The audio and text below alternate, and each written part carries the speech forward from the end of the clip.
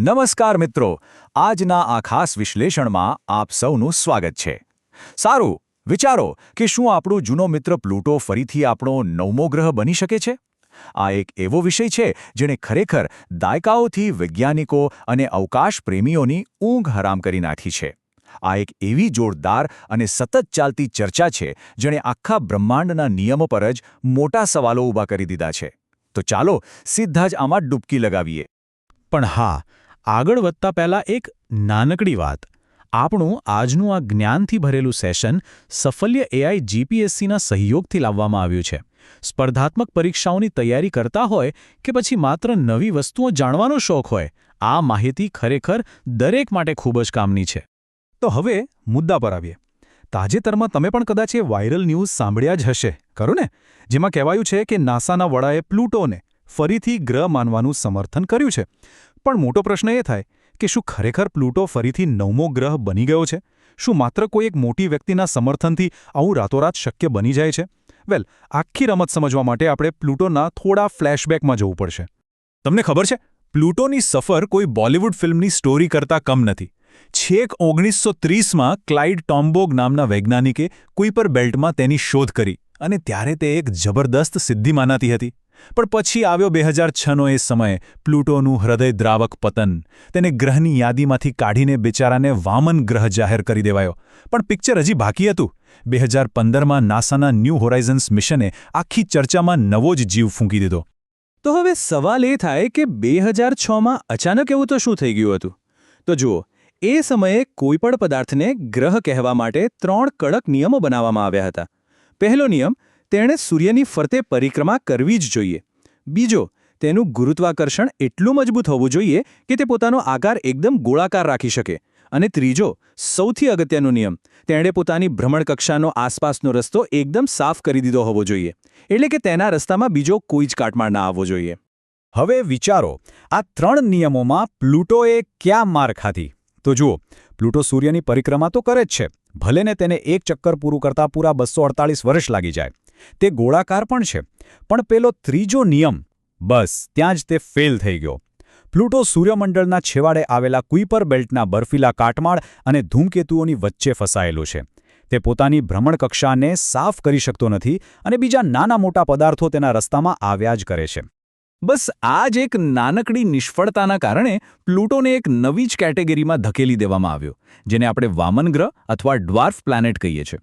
એટલે કે સીધી ભાષામાં સમજીએ તો, જે પદાર્થ સૂર્યની આસપાસ ફરે છે, ગોળ છે, પણ પોતાની આસપાસનો વિસ્તાર સાફ કરવાની તાકાત નથી ધરાવતો, તે વામન ગ્રહ. અને આમ પ્લુટોની ગ્રહ તરીકેની શાનદાર સફર પર બ્રેક લાગી ગઈ.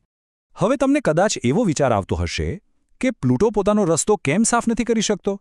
તો એની પાછળ એક જ આંકડો જવાબદાર છે: 0.066. આ આંકડો પ્લુટોના અત્યંત નબળા ગુરુત્વાકર્ષણ બળને દર્શાવે છે.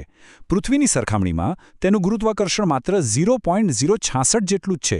આટલી ઓછી તાકાતથી તે પોતાના રસ્તામાંથી બીજા પદાર્થોને કેવી રીતે હટાવી શકે? સાવ અશક્ય છે.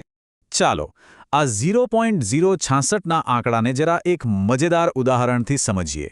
કલ્પના કરો કે જો કોઈ વ્યક્તિ પૃથ્વી પર પોતાની પૂરેપૂરી તાકાત લગાવીને 10 ફૂટ ઊંચો કૂદકો મારી શકે છે, રાઈટ? તો તે જ વ્યક્તિ એટલી જ તાકાતથી પ્લુટો પર જઈને કૂદકો મારે ને, તો તે સીધો 150 ફૂટ ઊંચે સુધી જઈ શકે. 150 ફૂટ. આ પરથી જ તમે અંદાજો લગાવી શકો છો કે ત્યાં ગુરુત્વાકર્ષણ બળ ખરેખર કેટલું નબળું હશે. હવે આપણે ટાઈમ મશીનમાં બેસીને 2015માં જઈએ, કારણ કે અહીંથી વાર્તામાં જબરદસ્ત ટ્વિસ્ટ આવે છે. 2015 પહેલાં દુનિયાને એમ જ હતું કે પ્લુટો તો સાવ કંટાળાજનક અને મૃત બરફનો ગોળો છે.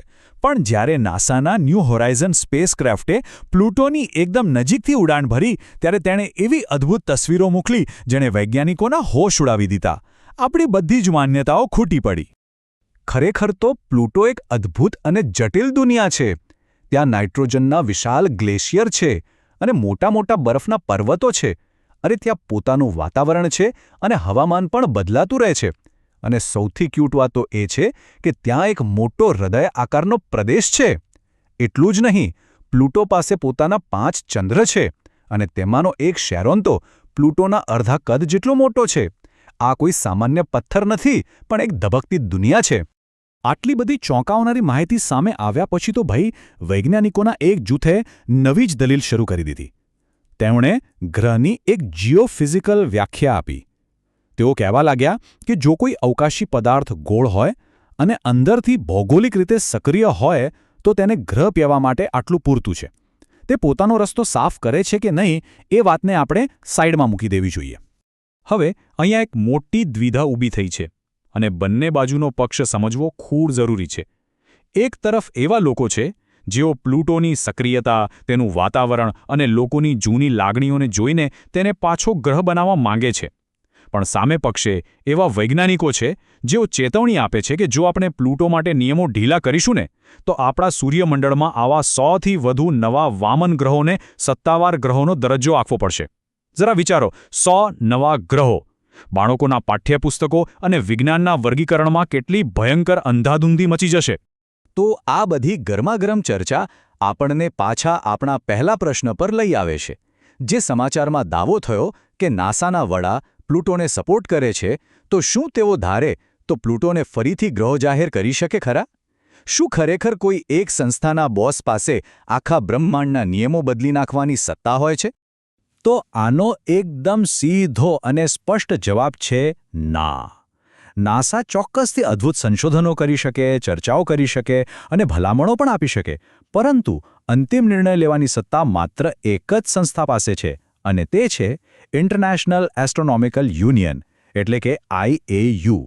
બ્રહ્માંડના કોઈપણ પદાર્થનું નામ શું રાખવું અને તેને કઈ કેટેગરીમાં મૂકવો એ સત્તાવાર અધિકાર માત્ર અને માત્ર IUP પાસે જ છે. તો આ આખી સફર પરથી આપણે શું શીખ્યા? સૌથી મોટી વાત એ છે કે વિજ્ઞાન ક્યારેય કોઈ એક જગ્યાએ અટકીને ઊભું નથી રહેતું. તે સતત વિકસતું રહે છે. જેમ જેમ આપણે આ વિશાળ બ્રહ્માંડમાં નવી અને અનોખી દુનિયાઓ શોધી રહ્યા છીએ, તેમ તેમ કદાચ એવું બને કે 2006માં બનાવેલા પેલા જૂના નિયમો ભવિષ્યમાં ટૂંકા પડે. સમયની સાથે વિજ્ઞાનમાં બદલાવ આવવો જ રહ્યો, અને કોને ખબર, કદાચ ભવિષ્યમાં ગ્રહોની વ્યાખ્યા ફરીથી બદલાતી જોવા મળે. અને હા, આ સાથે જ આપણું આજનું આ મજેદાર વિશ્લેષણ પૂરું થાય છે. પણ ઊભા રહો, જતા પહેલા તમારા માટે એક નાનકડી કસોટી છે. ચાલો જોઈએ તમને કેટલું યાદ રહ્યું. પ્લુટો, એરિસ અને સેરિસ. વિચારો કે આ ત્રણમાંથી કયો પદાર્થ વામન ગ્રહ છે. અને હા, કદાચ એક કરતાં વધુ સાચા જવાબો પણ હોઈ શકે છે હો. તમારો જવાબ નીચે કોમેન્ટ્સમાં ચોક્કસથી જણાવજો. બ્રહ્માંડના આવા જ અદ્ભુત રહસ્યો વિશે જાણતા રહો અને હંમેશા કંઈક નવું શીખતા રહો. આજે અમારી સાથે જોડાવા બદલ ખૂબ ખૂબ આભાર.